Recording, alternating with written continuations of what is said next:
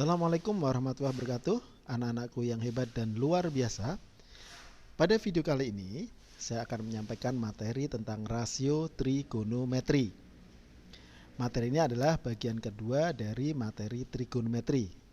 Setelah kita pada video sebelumnya, kita belajar tentang konversi satuan sudut. Nah, berikutnya adalah kita akan mempelajari bagaimana rasio trigonometri. Nah, sebelum kita masuk ke materi rasio trigonometri, saya akan mengingatkan kembali kepada anak-anak bagaimana cara memberi nama sisi pada segitiga. Nah, pada slide sudah terlihat ada gambar segitiga. Kita kasih nama, misalkan segitiganya adalah segitiga A, B, C. Nah, masih ingat ya anak-anak ya? Memberi nama titik sudut itu harus dengan huruf kapital. Kemudian nama sisi segitiga itu bisa dituliskan dengan 2 huruf atau dengan 1 huruf. Jika dengan 2 huruf, ya, kita tulis segitiga ABC memiliki sisi-sisi siapa saja? Ada sisi AB, ini ya, sisi AB, sisi BC, ini, dan terakhir adalah sisi AC. Nah, ini. Itu adalah penulisan nama sisi dengan 2 huruf. Nah, selain penulisan dengan 2 huruf, nama sisi bisa juga ditulis dengan 1 huruf. Jika ditulis dengan 1 huruf, maka penulisan hurufnya adalah huruf Latin. Kemudian gimana caranya, Pak? Nah, caranya adalah perhatikan. Misalkan kita akan memberi nama atau menuliskan nama sudut AB ini, ya, sudut AB, sisi AB dengan 1 huruf. Maka perhatikan, sisi AB ini menghadap atau terletak di depan sudut apa? Nah, kita tahu nih ya. Sudut C itu menghadap sisi AB. Maka sisi AB ini kalau kita tulis dengan 1 huruf Latin, yaitu sisi C. Ya, C Latin gini ya. Oke. Nah, untuk 2 sisi yang lain sama. Lihat aja nih, sudut A itu menghadap sisi BC. Maka sisi BC bisa kita tulis dengan nama sisi A, tapi dengan huruf Latin, ya. Dan terakhir, sudut B menghadap sisi AC. Maka sisi AC bisa ditulis dengan nama sisi B dalam huruf Latin. Nah, sudah ingat ya anak-anak ya? Kenapa ini saya ulang dan saya ingatkan kembali? Karena nanti pada penggunaan rasio trigonometri kita akan gunakan penamaan sisi seperti ini. Ya. Baik, mari kita lanjutkan anak-anak. Sekarang penamaan sisi pada segitiga siku-siku sebenarnya sama, ya, sebenarnya sama dengan cara memberi nama segitiga pada umumnya. Hanya spesialnya pada segitiga siku-siku karena nanti segitiga siku-siku itu menjadi dasar dari rasio trigonometri, ya.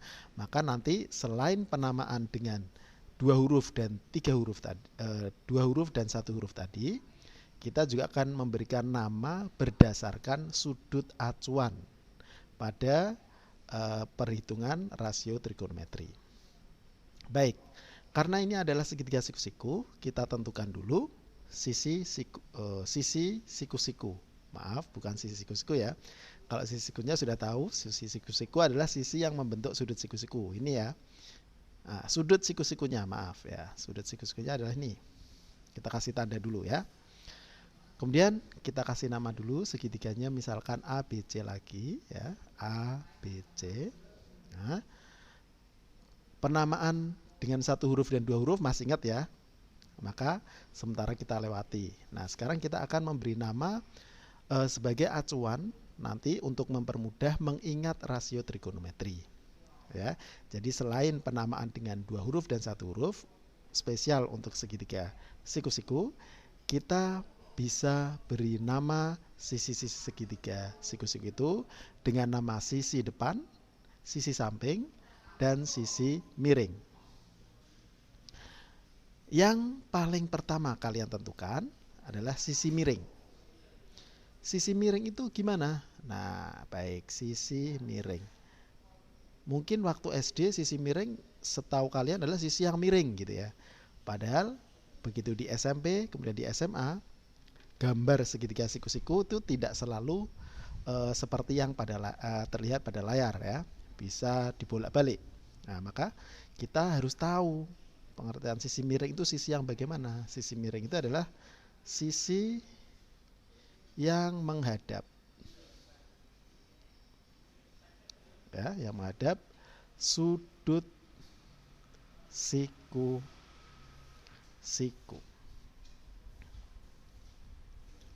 Atau kalau bingung menghadap berarti sisi yang terletak ya. Ya, oke, ini juga bisa diganti dengan terletak di depan sudut siku-siku. Oke, ya. Bisa juga seperti itu. Nah, coba perhatikan. Pada segitiga ABC ini, siku-siku ABC, sisi yang terletak di depan sudut siku-siku adalah ini. Nah, ini maka adalah BC itu kita sebut sebagai sisi miring. Nah, sisi miring. Selanjutnya nanti kita singkat sebagai mi. Atau kalau dengan satu huruf, ini adalah sisi A ya. Oke. Nah, selanjutnya tadi sempat saya singgung ada sudut acuan. Kenapa? Karena pada rasio trigonometri itu kan melibatkan atau menghubungkan antara sudut dengan sisi. Berarti harus ada sudut acuan. Baik, untuk kali ini saya akan menggunakan sudut acuannya adalah sudut B ini. Nah, kalau sudut acuannya sudah kita dapat, kita bisa menentukan nama sisi yang lain. Ya. Sisi yang terletak, ya, sisi depan, ya, ada sisi depan dan ada sisi samping. Nah, sisi depan itu bagaimana? Sisi depan adalah sisi yang terletak. Sisi yang terletak, lebih enak begitu ya. Di depan sudut acuan. Nah, acuan perhitungan rasio trigonometri tentunya. Nah, dalam hal ini ya, kita pakai sudut B ya. Oke. Berarti yang terletak di depan sudut B adalah sisi apa? Sisi AC. Nah, ini berarti kita sebut sebagai sisi depan. Atau selanjutnya nanti kita singkat sebagai D biar enak. Atau kalau kita tulis dengan satu huruf, sisi ini adalah sisi B ya. Oke. Jadi bisa sisi B, bisa sisi depan atau D ya, karena terletak di depan. Nah, selanjutnya sisi yang ketiga ini pasti ya disebut sudah ada miring, sudah di depan, tadi sudah saya sebutkan ya. Ada sisi samping. Nah, maka dia adalah yang satu itu adalah sisi samping. Sisi samping itu apa? Sisi yang enaknya gimana nih? Menjadi atau terletak? Terletak ya. Terletak di samping ya, sudut acuan. Selain sisi miring. Nah, karena kan yang terletak di samping sudut B ini kan ada sisi AB, ada sisi BC. BC sudah miring, berarti maksudnya yang samping itu ini. Ini adalah sisi samping. Ya. Atau nanti selanjutnya kita sebut sebagai sisi SA gitu ya. Itu artinya samping. Atau kalau dengan satu huruf adalah sisi C. Ya. Jelas ya? Nah, selanjutnya kalau sudah tahu mana sisi depan, mana sisi samping, mana sisi miring, selanjutnya kita akan masuk ke materi. Bagaimana sih rasio trigonometri? Baik, kita lanjutkan ke slide berikutnya. Yuk. Sekarang perhatikan kembali, ini sudah ada segitiga siku-siku. Kita beri nama sesuai yang tadi ya. Ini sisi A. Sudut A, maaf, sudut A. Ini sudut B. Ini sudut C.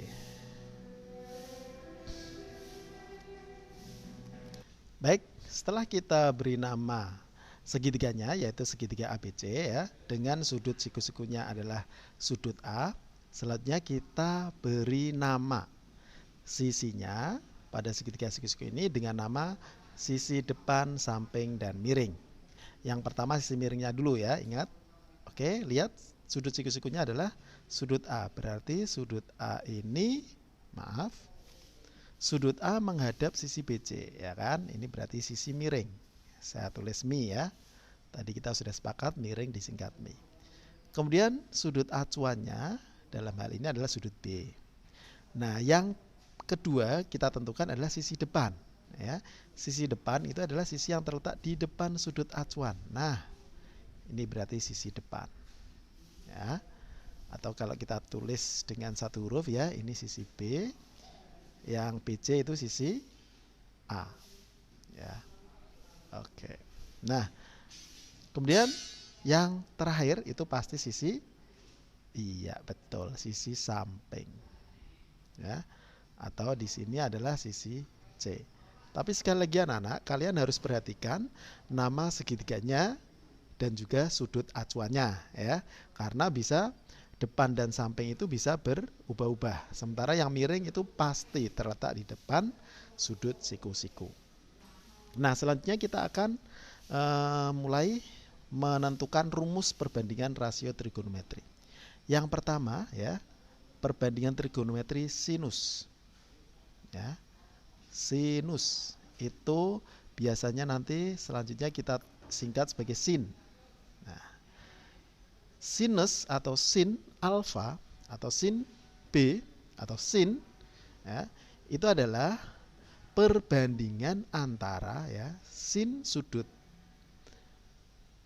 alfa misalkan ya. Sin sudut alfa itu adalah perbandingan ya, nilainya itu sama dengan perbandingan antara sisi di depan yang terletak di depan sudut alfa dengan sisi miring.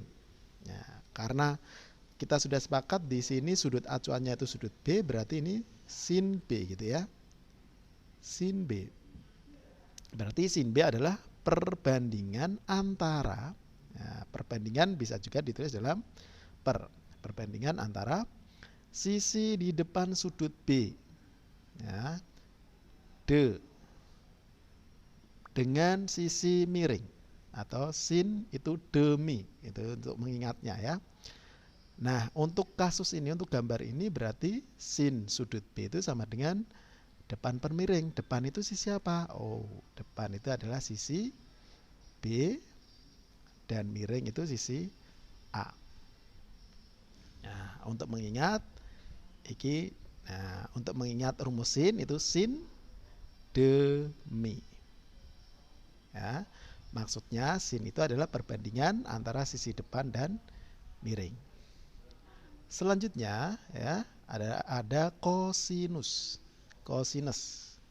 Ada yang menyebut kosinus, ada kosinus ya. Selanjutnya nanti kita tulis cos. Cukup cos gitu saja ya. Nah, cos itu bagaimana pengertian atau definisinya ya? Cos sudut B itu definisinya adalah perbandingan antara sisi yang terletak di samping sudut dengan sisi miring. Berarti cos itu sami. Ya, perbandingan antara sisi yang terletak di samping berarti sa dan sisi miring mi. Nah, untuk gambar ini berarti bisa juga ditulis saminya. Sa itu adalah sisi C, oke, per A. Untuk memudahkan mengingat, kita tulis cos sami. Dan trigonometri yang ketiga ya, rasio trigonometri yang ketiga adalah tangen. Nah, tangen ini ada yang menuliskan tan, ada juga yang menuliskan TG, sama saja ya. Oke, kita pakai tan ya, karena yang atas sudah 3 huruf, ini kita gunakan 3 huruf. Tan sudut B. Sekali lagi, di sini kita menggunakan acuan sudutnya adalah sudut B. Pengertian tan itu adalah perbandingan antara sisi yang terletak di depan sudut berarti D, dan sisi yang terletak di samping sudut SA. Nah, untuk gambar ini berarti tangan beta adalah D/B per C. Nah, untuk memudahkan mengingat, ya, tan itu disingkat desa. Nah, bagaimana anak-anak? Sudah paham ya dengan rumus dari perbandingan rasio trigonometri. Namun saya akan menambahkan, selain 3 perbandingan trigonometri ini, ada 3 perbandingan yang lain, yaitu kebalikan dari sinus, kosinus, dan tangen. Menurut saya juga tidak terlalu sulit, karena namanya kebalikan kan berarti tinggal dibalik. Hanya yang perlu kalian ketahui namanya, ya. Kebalikan. Oke, yang keempat berarti kebalikan sin atau sepersin itu namanya apa? Namanya adalah sekan, atau nanti ditulis sek. Oke, sek sudut B. Nah, karena kebalikan, ya, seper berarti dibalik kan, ya. Nah, kalau sin,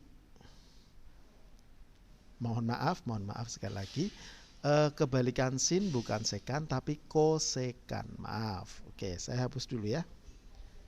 Iya, saya hapus dulu. Nah, ada sedikit kesalahan ya. Wah, sampai ini tidak ketahuan bahaya nih. Oke, kebalikan sinus atau sepersinus adalah kosekan. Nah, biasa kita tulis kosek gini, atau CSC juga bisa, ya. Nah, selanjutnya bagaimana rumusnya? Yang namanya kebalikan berarti kan tinggal dibalik saja, ya. Kosekan sudut B berarti sepersin. Nah, kalau sin itu depan per miring, berarti kosekan adalah miring per depan. Nah, tinggal dibalik saja anak-anak. Berarti rumusnya sisi A per B, ya. Yang selanjutnya kebalikan cos atau sepercos, itu sekan, atau biasanya kita tulis sek, ya, dengan 3 huruf, ya. Kita konsisten semua kita tulis dengan 3 huruf. Nah, kebalikan, sekan, sek, ya. Sekan sudut B berarti kalau cos itu samping per miring, sekan berarti miring per samping. Atau untuk gambar ini, ya, itu adalah A per C. Nah, yang terakhir, kebalikan tangan itu apa? Nah, kebalikan tangan itu adalah kotangan. Nah, biasa ditulis nanti kot, ya. Oke, selanjutnya rumusnya tinggal sekali lagi kebalikan dari tangan, ya. Kotangan sudut B, hati-hati selalu setelah nama trigonometrinya, sin, kos, tan, kosek, sekan, kotangan itu harus ada sudut. Kalau tidak ada sudut salah, ya. Oke, kotangan sudut B itu adalah gimana? Nah, lihat kalau tangan itu depan per samping, maka kotangan adalah samping per depan. Untuk gambar ini, ya, untuk gambar ini berarti sampingnya adalah C, ya. Sampingnya adalah C, depannya adalah B, ya. Demikian perbandingan rasio trigonometri, ya. Sudah jelas ya anak-anak, ya, mudah dipahami, ya. Semoga video ini dapat membantu dalam memahami rasio trigonometri. Terima kasih atas perhatian anak-anakku yang hebat dan luar biasa. Terima kasih. Assalamualaikum warahmatullahi wabarakatuh.